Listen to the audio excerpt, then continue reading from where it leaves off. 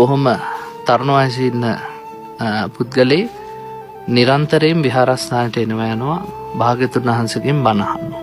ධර්මානුකූලව ජීවිතය ගත කරනවා. මේ තරුණයා පින්වත්නි හිටියටම තරුණ වයසේ අනාචාරයේ හැසිරෙන කාන්තාවක් විවාහ කරගන්නවා. එහෙම සමහරුන්ට ජීවිතේ පින්වත්නි මග වරදිනවනේ. මෙයා විවාහ කරගන්නේ නරක චරිතයක් තියෙන ගැහැණියක්. ඉතින් ඒ නරක චරිතයක් තියෙන ගැහැණියක් විවාහ කරගත්තට පස්සේ කාලයක් යද්දි ගෙදරට එක එක ජාතියේ පුද්ගලයෝ පැමිණෙනවා. මෙයාට ගෙදර මුර කරන්න වෙනවා, රකින්න වෙනවා. ආයි පන්සල් යන ගමන අතෑරුණා, බණ අහන එක අතෑරුණා. ඉතින් ජීවිතේ ලොකු ප්‍රශ්න ගොඩක්. කොහොම ඉඳිද්දි රණ්ඩු සරුවල් ඇති වෙලා අර කාන්තාව නැවතේ නිවසින් පිට වෙලා ගියා. ගිහිලා කාලයකට පස්සේ මේ පුද්ගලයා තරුණයා නැවත පන්සලට ආවා.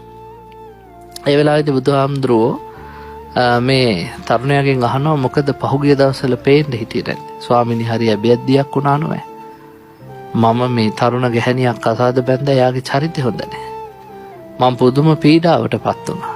ඒ නිසා මට ධර්මයේ හැසිරෙන්න බැරි වුණා. බුදුහාමුදුරුවෝ ඒ වෙලාවේදී කියනවා මම කොච්චරවත් නුඹලට කියලා තියෙන ස්ත්‍රීන් ගංගා හා සමානයි කියලා.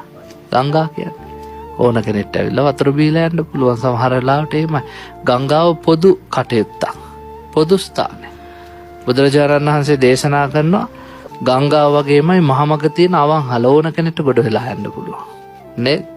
ඊළඟට බොහෝ දෙනා රැස් වෙන සමිති ශාලාව ඕන කෙනෙක්ට එකතු වෙලා යන්න පුළුවන්. ඒ නිසා කය සිත වචනේ නොරකූ කාන්තාවුත් එහෙමයි කියන්නේ. නේද? කාන්තාව මනා සංයමයකින් ජීවත් වෙන්නේ නැත්නම් අවසානයේ අර හැමදෙනාම ගොඩ වෙලා යන අවන්හල් වගේ. හැමදෙනාම පැම්බීලා යන ගංගා වගේ. හැමදෙනාම එකතු වෙලා කයිය ගහලා යන සමිති ශාලාව වගේ. බලන්නකො බුදුහාමුදුරන්ගේ ධර්මයේ කොච්චර ගැළපෙනවද කියලා. අපි ඔය හැමතිස්සෙම බණ කියද්දි කියනවනේ ස්ත්‍රීත්වයේ තියෙන අගය වටිනාකම රැක ගන්න ඕනේ.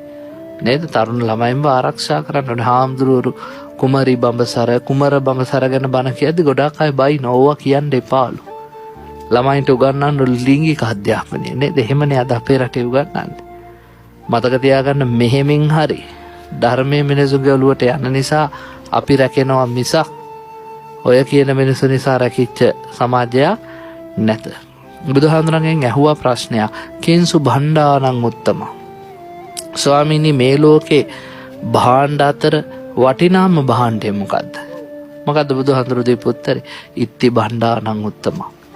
මේ ලෝකේ රැකිය යුතු භාණ්ඩ අතර ඉහළම වටිනාකමක් තියෙන භාණ්ඩේ ස්ත්‍රියයි. ඇයි ස්ත්‍රිය රකින්න කිව්වේ? දැන් හිතන්නකො පින්වත්නි.